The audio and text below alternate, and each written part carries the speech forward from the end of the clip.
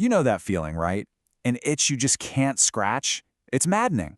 But now, imagine if that itch was in a place that didn't even exist.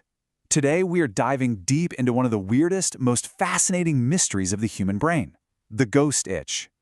So, to really get a handle on this whole ghostly sensation thing, let's start with a question. It sounds pretty simple, but trust me, it's going to challenge everything you think you know about your own body. Seriously, just take a second and try to wrap your head around that. A real, undeniable itch, one you are desperate to scratch, but you can't, because the arm or leg that's itching just isn't there. I know. It sounds like something straight out of a spooky story, right? A feeling that just completely defies logic. But you know what? For millions of people all over the world, this isn't some made-up tale. It's a very real and often daily part of their lives. Okay, so what in the world do we call this absolutely bizarre experience? Well, science actually has a name for it, and it's every bit as cool as the feeling itself. It's called the phantom limb phenomenon. And yeah, it's pretty much exactly what it sounds like. It's this incredibly powerful, vivid perception that a limb you've lost is somehow still part of you. But this is where the story gets even stranger. Now, you'd probably think this only happens to people who've had an amputation, right? That makes sense. But here's the part that is truly mind-bending. It also happens to people who were born without a limb. They can feel a hand or a leg that they have never, ever physically had. I mean, how is that even possible? And we're not just talking about an itch. People report this whole spectrum of feelings. They can sense their phantom fingers wiggling. They can feel the warmth of the sun on a phantom arm. Some even experience intense crushing pain. It's a full-on sensory experience with absolutely no physical source. So what's going on here?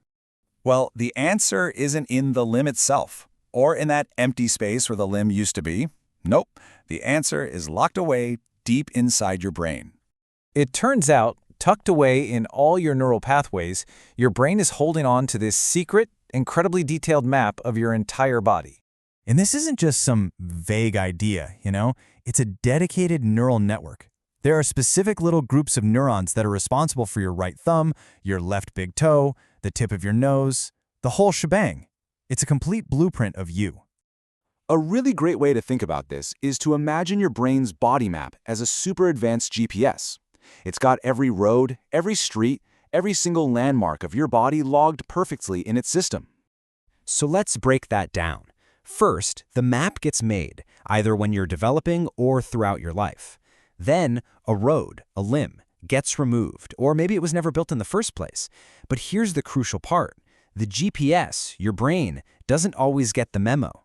The map just doesn't update, and so that old road stays visible in the system. Okay, so the map is still there. I get that.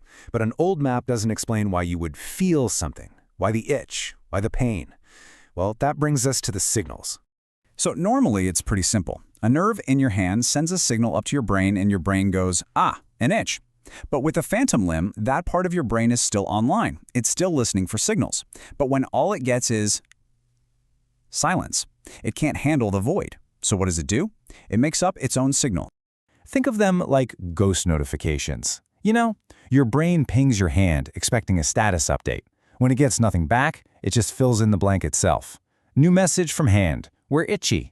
The call is literally coming from inside the house. Or, well, inside the brain. And get this, we have proof from brain scans. It's incredible. When someone feels an itch in their real hand, a very specific part of their brain lights up. When a person with a phantom limb feels an itch in their phantom hand, that exact same part of the brain lights up with pretty much the same intensity. So all of this leads us to a pretty deep conclusion, actually. It's about what it really means to feel something, and what it even means to be real. That phantom itch isn't imaginary. Not at all. It's a genuine neurological event. Your brain is creating a real sensation based on a map that it absolutely believes is true. It's just a powerful reminder that our entire experience of reality is built inside our own minds. Which leaves us with this one last pretty wild question to think about. If the neural blueprint for a part of you is still there, perfectly preserved, firing off signals and creating feelings long after that part is gone, does it ever truly disappear?